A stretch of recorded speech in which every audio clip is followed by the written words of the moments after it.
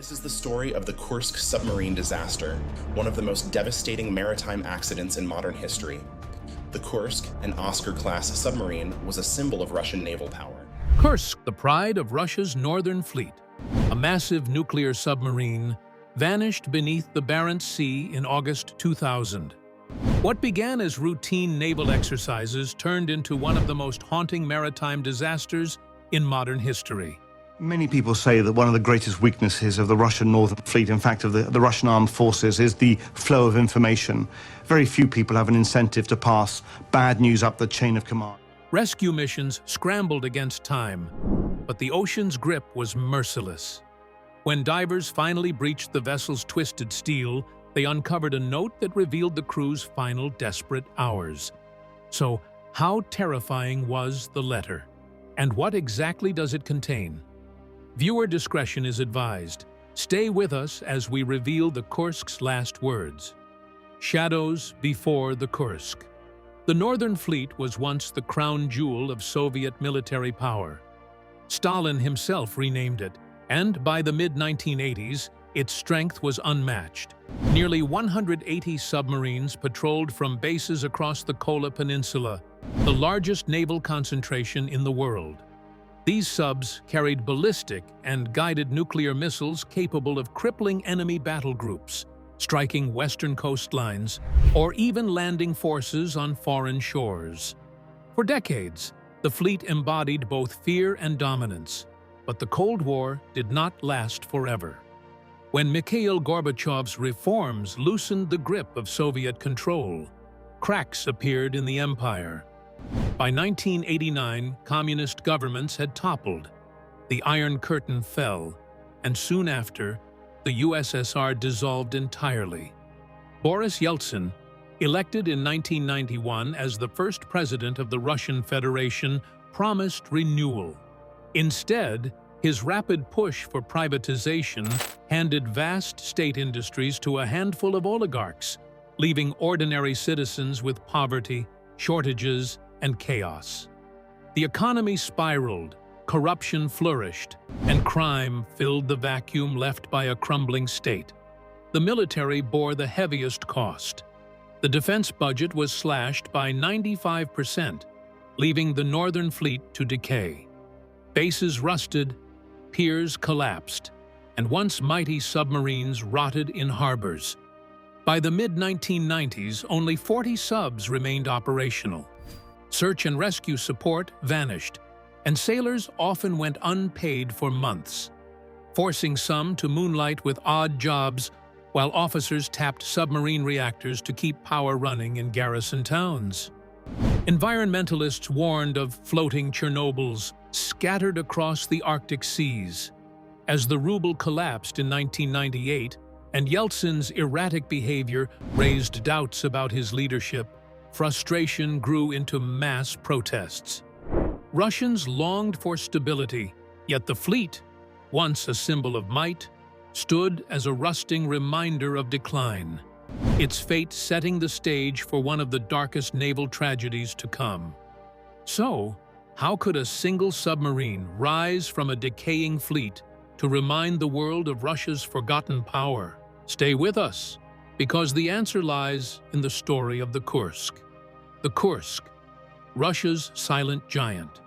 August 12, 2000, was meant to be more than a routine exercise. It was staged as a grand announcement. For nearly a decade since the collapse of the Soviet Union in 1991, Russia's Navy had been weakened, underfunded, and ridiculed on the global stage. The once mighty Northern Fleet, which had terrified the West during the Cold War, was now a shadow of itself. But under a newly elected president, promising to restore strength and pride, this exercise was to prove that Russia had not faded into obscurity. 30 warships assembled in the Barents Sea, but one vessel stole the attention of the world, the Kursk. The Kursk, officially designated K-141, was more than just another submarine. It was a statement of resilience and a symbol of technological supremacy. At 505 feet long, nearly the length of two jumbo jets, and 60 feet wide, This nuclear-powered cruise missile submarine towered over others of its time. With a displacement of almost 15,000 tons when fully loaded, it ranked among the largest attack submarines ever built, second only to the Typhoon-class behemoths of the Soviet era. NATO classified it as part of the Oscar II class, though in Russia it was proudly known as an anti. It was a 6-year-old billion-dollar marvel, a machine designed with one clear mission: to hunt down and annihilate American aircraft carriers. The design itself reflected Cold War paranoia and ambition. The Kursk carried a double-hull construction, an outer layer of steel reinforced with thick rubber to absorb sonar and muffle noise, and an inner layer of hardened steel protecting its systems and crew. Between them lay a 6-foot gap, meant to act as a shock absorber against torpedoes or underwater collisions.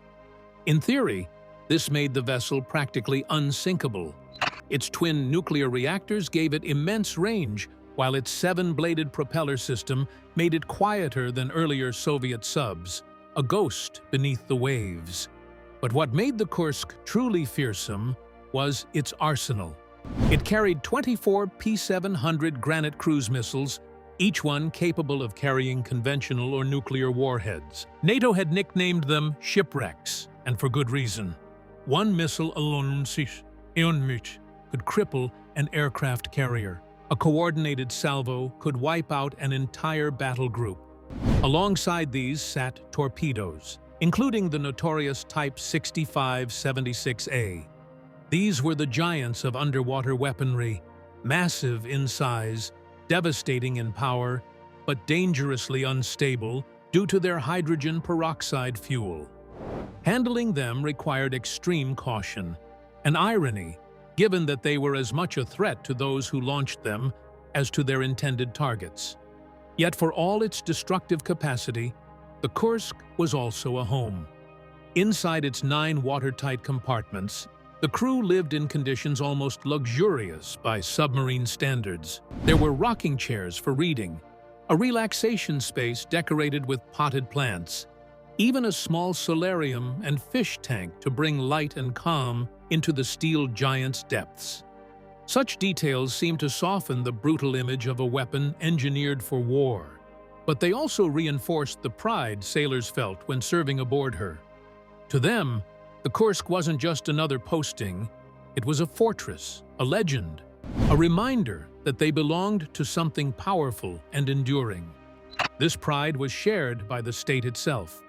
In the late 1990s, when NATO intervened in Yugoslavia, Russia felt humiliated and sidelined. To reassert its relevance, Vladimir Putin, then Prime Minister, ordered the Kursk into the Mediterranean, a bold maneuver after nearly 10 years of naval absence from those waters.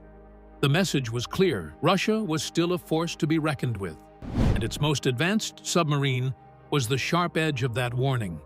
By 2000, the Kursk had become more than steel and machinery. It was a political tool, a cultural symbol, and a ghost in NATO's waters. Its reputation for stealth was unmatched. Coated in sonar-absorbing rubber and built for silence, it was virtually invisible. Western militaries knew that if the Kursk prowled nearby, it was already too late. It had heard you long before you could detect it. And so, when the Barents Sea filled with thunder that August morning, the Kursk took center stage. It was there to demonstrate power, to remind the world that Russia's navy was not dead, and to prove to its own people that pride could be reclaimed. The sailors on board trusted the vessel's strength, its double hull, its silence, and its missiles. To them, the Kursk was unsinkable. No one could have imagined that within hours, this symbol of power would turn into the stage of one of the most haunting naval tragedies in modern history. But what hidden flaws lurked beneath the Kursk's shining reputation, waiting to shatter the illusion of invincibility? Keep watching to find out. Pride Before the Fall. Commissioned in 1995, The submarine was hailed as the pinnacle of Russian naval engineering, a vessel so durable and advanced that officials and state media boldly called it unsinkable. Its double hull, cutting-edge missile systems, and elite crew of the Northern Fleet gave the impression of absolute invincibility. For the Russian people, battered by years of economic collapse, the Kursk was more than a machine of war. It was a floating monument to pride, strength, and endurance. Yet the very mythology surrounding the vessel overshadowed a series of risks quietly building beneath the surface. When the Kursk departed its base at Vidyayevo on August 10, 2000, it carried 118 souls on board, 111 crewmen, 5 naval officers, and 2 civilian engineers. The submarine was bound for the Barents Sea, where Russia's largest post-Soviet naval exercise was about to begin. But delays shadowed its departure. Outdated cranes and poorly trained operators slowed the delicate process of loading torpedoes, forcing the vessel to linger longer than planned. This was no minor inconvenience, because among the weapons being hauled aboard was one that sailors whispered about with unease: the Type 60 576A torpedo. Nicknamed the Whale for its massive size and destructive power, this weapon was the length of a school bus and weighed nearly 9,000 pounds. Its engine relied on high-test peroxide fuel, a volatile oxidizer so unstable that even contact with metal shavings or dust could trigger an uncontrollable reaction. If overheated, the pressure inside its container would rise until it exploded. Normally, these torpedoes were reserved for fast attack submarines built for swift maneuvers, not for a cruise missile sub like the Kursk. But with Russia's fleet struggling after years of neglect, commanders filled the torpedo bays with whatever was available. The decision carried dangerous consequences. The Kursk's crew was largely unfamiliar with the Whale, and the officers most experienced in handling it were either absent, ill, or reassigned. The torpedo specialist, originally trained for the exercise, had been removed for insubordination. His replacement was still on leave. Another, the lead technician for the Whale, had been hospitalized with an injury. What remained was a group of sailors facing a highly unstable weapon with little preparation. Some whispered among themselves that death had come aboard, though no one knew just how prophetic those words would soon become. By the night of August 10th, the Kursk was finally fully armed. Alongside the Whale sat another practice torpedo, the USAT-80, retrofitted with a new battery by a civilian engineer from the Design Bureau. Unlike the Whale, this torpedo was considered safe and simple, requiring little oversight. But the presence of both weapons on board created an atmosphere of unease. The Kursk's captain, Gennady Lyachin, remained confident, and shortly before midnight, he gave the order to cast off. The submarine slipped from the pier, engines humming, and glided into the fjords. Once in open water, it dove beneath the waves, heading silently toward the exercise zone where history, both triumphant and tragic, was waiting. But what was the Kursk really about to prove as it slipped silently into the Barents Sea? Unmatched strength or the beginning of disaster? Stay with us. The final exercise. 5 hours behind schedule, the submarine surfaced to periscope depth and reported to Vice Admiral Alexander Berstov, who commanded operations aboard the pride of the Northern Fleet, the massive battlecruiser Pyotr Veliki, or Peter the Great. The first test came quickly. 2 shipwreck missiles aimed at an abandoned target ship nearly 200 miles away. At 12:40 p.m., the order rang out, and one missile roared from its tube, slicing through the waves before tearing into its mark with devastating force. The crew erupted in cheers, their confidence soaring. The second missile, however, misfired and failed to eject, an embarrassment for such a proud vessel, though hardly uncommon in Russia's struggling navy. For the Kursk's men, the day was still considered a success. The following morning would mark the centerpiece of the exercise: defeat of the enemy's carrier group. The fleet had been divided into two opposing teams. Team South, boasting the Pyotr Veliki, the aircraft carrier Admiral Kuznetsov, and a collection of missile cruisers and destroyers, while Team North was made up of submarines, Kursk among them. Beginning at dawn, the mock battle unfolded like a stage play, each movement dictated by protocol. For Captain Gennady Lyachin and his crew, the crucial window came between 11:40 a.m. and 1:40 p.m., when they were scheduled to fire their practice torpedoes. At 6:00 a.m., Lyachin radioed that the Kursk had reached its zone. Ordered to dive, the submarine began a 2-hour simulation of cruise missile launches, running through intricate sequences of commands. Once finished, Lyachin reported to headquarters that all systems had functioned smoothly before steering the submarine into its assigned 300-square-mile firing area. By 8:51 a.m., he confirmed readiness for the torpedo exercise. The response came back: Dobro, permission granted. Inside the torpedo room, sailors prepared their weapons. Tube 4 was flooded and secured, loaded with the whale, the massive 6576A torpedo no one trusted, but everyone obeyed. At 11:20 a.m., sonar operators reported a deafening ping from the Pyotr Veliki, its massive active sonar sweeping the depths. The Kursk answered back, both hunter and hunted now aware of each other. The atmosphere inside the submarine thickened as Lyachin raised the periscope and gave the order: Uchebnaya trevoga, torpednaya ataka, practice alarm, torpedo attack.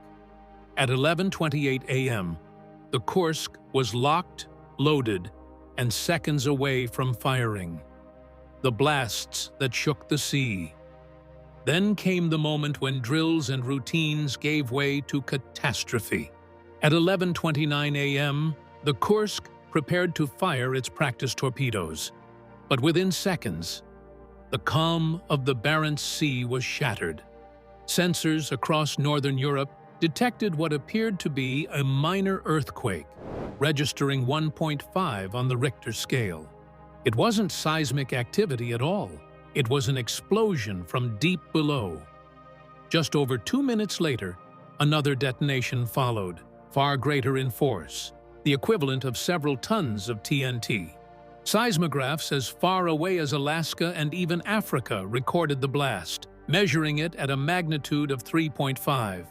For the Kursk, the second explosion was devastating, ripping apart her forward compartments and tearing open her steel hull before she plummeted to the seabed, settling more than 100 meters down. On board other Russian vessels, the shockwaves were unmistakable. The nuclear submarine Karelia shuddered violently, its captain convinced for a moment that he had collided with another submarine. Reports were requested, compartments checked, yet no damage was found. Convinced it was simply a weapons detonation, the incident was brushed aside. The Pyotr Veliki, Russia's most formidable battlecruiser, also felt the tremor. Its sonar operators detected a sudden spike consistent with a powerful underwater explosion, but senior officers dismissed the finding, assuming it to be another misfire from the exercise. Unbeknownst to them, NATO surveillance was already alive with confusion. Aboard the American submarine USS Memphis, alarms blared as shockwaves rattled its hull. Sailors exchanged stunned looks. This was no ordinary torpedo launch. But Captain Thomas Breyer faced a dilemma. Breaking radio silence to report the event would reveal his location to the Russians, and his orders were to remain undetected unless in imminent danger.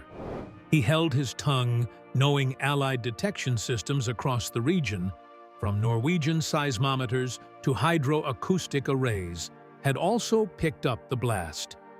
Analysts scrambled, puzzled by the data. Yet, with the Russian fleet continuing their games as if nothing unusual had happened, no one could be certain of what had truly occurred.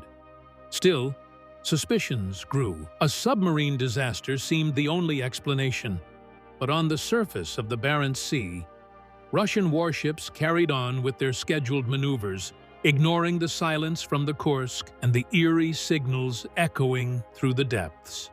And if the blast wasn't just a glitch, was it the first sign of catastrophe? Don't blink. What came next left no room for doubt. The Kursk vanishes beneath the Barents Sea. By early evening, the silence from the Kursk could no longer be brushed aside. Hours had passed since her last signal, and repeated calls from command went unanswered. At first, Admiral Vyacheslav Popov remained calm, even reassuring those around him that technical failures were not uncommon during such demanding exercises. But as the clock pushed toward 6 o'clock and the submarine still failed to respond, the unease grew heavier. Popov reluctantly ordered an expanded search. Aircraft skimmed the gray waters of the Barents Sea, while surface ships spread out in wide arcs, searching for oil slicks, debris, or any movement that might reveal the missing vessel. Nothing appeared. Despite the mounting concern, the admiral kept a measured face. The massive war games rolled forward as if nothing had happened. The crews still drilling, still firing weapons, still convinced this was all part of the scenario. Yet, behind closed doors, officers whispered of disaster. By 10:30 that night, with nearly 11 hours gone since the mysterious explosions, the exercises were finally halted. A formal emergency was declared, though only within the command structure. Outside, there was silence. Popov spoke to the press that very evening, astonishingly claiming the drills had been successful. The public, for now, remained unaware that one of Russia's most formidable submarines was lost. At the naval base, however, rumors spread with frightening speed. The wives and mothers of the sailors noticed the strange behavior of officials and sensed what had happened long before anyone admitted it. Families gathered, waiting for news, desperate for answers. They clung to the belief that the Kursk, widely believed to be unsinkable, would endure whatever had gone wrong and eventually resurface. For many, denial was the only defense against dread. In the early hours of August 13th, the rescue ship Rudnitsky finally reached the edge of the exercise zone. On board was the AS-34, a deep submergence rescue vehicle designed for the most delicate of missions, creating a watertight seal against the escape hatch of a disabled submarine and transferring sailors into safety. The process was inherently dangerous, even under the best conditions, requiring precision in darkness and turbulent waters. Few believed it would be simple, but there was still hope. At 4:50 in the morning, sonar detected two strange shapes on the seabed. Excitement swept through the crew. Perhaps the Kursk had been found. By 9 o'clock, the Rudnitsky dropped anchor at the location. The heavy chain clattered through the sea, producing metallic echoes that rang through the water. At first, these sounds were mistaken for SOS signals, igniting desperate hope that sailors might still be alive below. That flicker of optimism dimmed quickly when it became clear the noise came from the chain scraping against steel, not from human hands. Even so, the mission pressed on. The crew prepared the AS-34, but delays mounted as equipment faltered and the sea resisted. Hours dragged by before the rescue capsule finally descended beneath the waves. When at last it reached the seabed, the rescuers peered through the portholes and saw the haunting sight of the Kursk's massive stern and still propellers resting in the silt. The submarine had been found, silent and unmoving, her fate sealed in the black depths of the Barents Sea. A rescue mission in chaos. The first glimmer of hope vanished almost instantly. When the AS-34 rescue submersible finally reached the Kursk, it collided with the wreckage, damaging its systems and forcing an emergency ascent. What should have been the start of a delicate rescue became another crushing setback. Hours slipped away before the next vessel, the AS-32, was readied and deployed. But it was guided by faulty coordinates from the command ship. Blinded by this error, it searched the seabed in vain, circling endlessly until its crew had no choice but to resurface. In the meantime, a salvaged tugboat fitted with underwater cameras was dispatched to provide some clarity. What its cameras revealed was devastating. The Kursk lay scarred from bow to sail, torn open by the violence of the explosions. The submarine rested at a 25-degree tilt, its bow buried deeper into the seabed by several feet. Yet one haunting detail stood out. The periscope remained raised. That single image suggested the disaster had struck, while the Kursk was still at a relatively shallow depth, perhaps no more than 20 meters, catching the crew in the midst of a maneuver they would never complete. Back aboard the Rudnitsky, engineers worked tirelessly to repair the battered AS-34. Nearly 14 hours were lost as its batteries were recharged, each minute cutting deeper into the fragile timeline for survival. When it was finally lowered back into the sea, the rescue team quickly relocated the submarine. This time, they attempted to secure the DSRV hatch over the Kursk's 9th compartment, where survivors might still be trapped. Again and again, the submersible tried to lock onto the escape trunk, but no matter how carefully they maneuvered, the crucial vacuum seal refused to hold. The equipment faltered, the ocean pressed hard, and hope thinned with every failed attempt. Worse still, the batteries powering the AS-34 drained far faster than expected, forcing the crew to abandon the effort and return to the surface once more. And just as they regrouped, the Barents Sea turned hostile. Winds howled, waves climbed higher, and conditions grew too dangerous to continue. Already overwhelmed by broken machinery and poor coordination, the Russian Navy now faced nature itself as an enemy. Rescue operations were suspended, leaving the Kursk stranded and silent below. Above the waves, another battle unfolded. Families of the crew, left in the dark, grew desperate as rumors swept across naval towns. Public frustration boiled, forcing officials to face a reality they could no longer deny. Something catastrophic had happened during the exercise, and Russia's strongest submarine was now fighting its last battle alone beneath the sea. And as storms raged above and silence deepened below, was the truth already known? Keep watching. The real battle was just beginning. Deception and desperation. On August 14th, Russian officials faced the press with a calm assurance that nothing catastrophic had occurred. They told reporters the Kursk had only encountered minor technical issues 2 days earlier, insisting that the crew remained alive and that air and power were being supplied from the surface. Every word was a fabrication, yet it was broadcast with conviction. The military already knew the grim truth, but their need to preserve pride outweighed their duty to deliver honesty. Families clung to those official statements, believing their loved ones might still be waiting in the dark for a rescue that never came.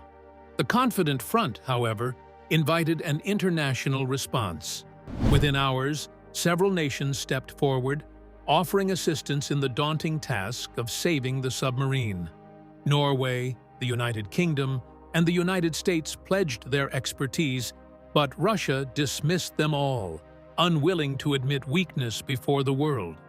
Meanwhile, beneath the waves, rescue operations stumbled through failure after failure.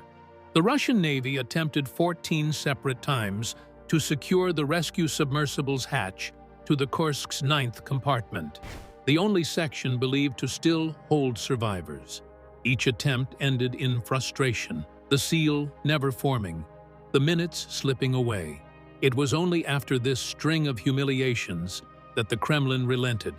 The president gave his approval for foreign intervention, calling upon Norway to dispatch its best divers to the Barents Sea. But even with help finally accepted, tensions quickly flared. The Norwegian vice admiral overseeing the mission grew alarmed, accusing Russian officials of feeding him half-truths and outright lies.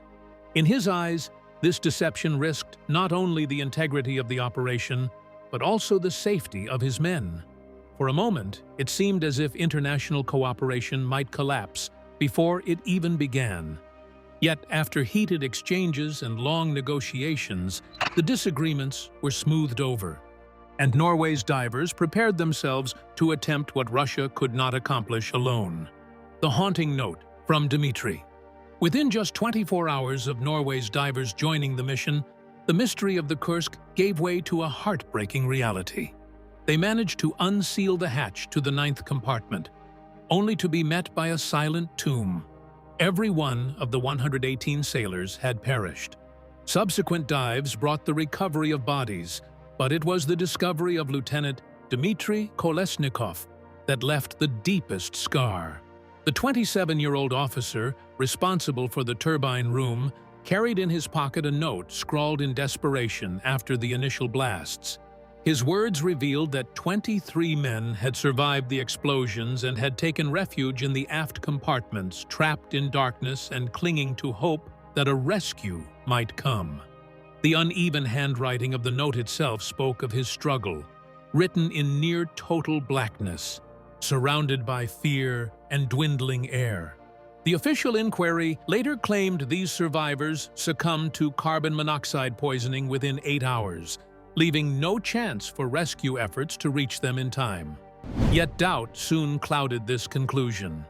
Many suspected that the ordeal stretched far longer, perhaps 3 agonizing days in which the men slowly faded, waiting for help that never arrived. This possibility cast a heavy shadow over the Navy's narrative, stirring painful questions about what might have been done differently. For Russian officials, the inquiry became a shield, portraying the disaster as an unavoidable tragedy and absolving their response of serious fault. But critics saw only deflection, pointing to the repeated failures, delays, and secrecy that defined the rescue attempts. Whispers of a cover-up grew louder over the years, with accusations that the state had sought to protect its image rather than confront the true weight of its mistakes. And while the wreck of the Kursk lay silently beneath the sea, the words of one young officer echoed far louder, a reminder of men who survived the blast only to be lost in the dark. But if those men truly endured for days, was the inquiry fact or a shield? Stay tuned, because the real cause was far more explosive. The unanswered mystery, what truly unfolded aboard the Kursk, has never been fully proven, and the silence of the Barents Sea still guards its final secret. Lieutenant Dmitry Kolesnikov's haunting note gave voice to survival, but offered no clue to the cause of the disaster, leaving investigators to turn to the weapons the submarine carried. The Kursk, as an Oscar II-class vessel, was armed with the usual array of 4 533mm torpedo tubes, but also 2 massive 650mm launchers built to fire the Type 6576A torpedoes, larger, more powerful, and far more volatile. These weapons relied on highly unstable hydrogen peroxide fuel, a substance demanding meticulous handling. According to the official inquiry, a flaw in one of these torpedoes, possibly a defective weld or damage inflicted during loading, triggered a small initial blast. That first detonation ignited a fire, which then set off the rest of the volatile fuel, culminating in the catastrophic second explosion that tore through the Kursk. Though the inquiry's findings remained the most plausible explanation, they were met with skepticism from the very beginning. Doubts multiplied as Russian state media began to push alternative narratives, the most dramatic being that the Kursk had collided with a NATO submarine. Admiral Vyacheslav Popov himself even declared the tragedy the result of an American or Allied vessel striking the Kursk, though he never produced evidence to support the claim. The United States admitted that its submarines were indeed operating in the region at the time, but firmly denied any involvement in the accident. The absence of clarity has left the Kursk tragedy steeped in speculation. Was it truly a chain reaction sparked by a faulty torpedo? Or was there more to the story than the Russian Navy ever allowed to surface? 2 decades later, what remains undisputed is that 118 men lost their lives in an instant of fire and steel beneath the waves, and the precise spark that set it all in motion may never be known. So, what do you think really brought down the Kursk? A faulty torpedo or something far more sinister kept hidden beneath the waves? We'd like to hear your thoughts. Don't forget to subscribe for more.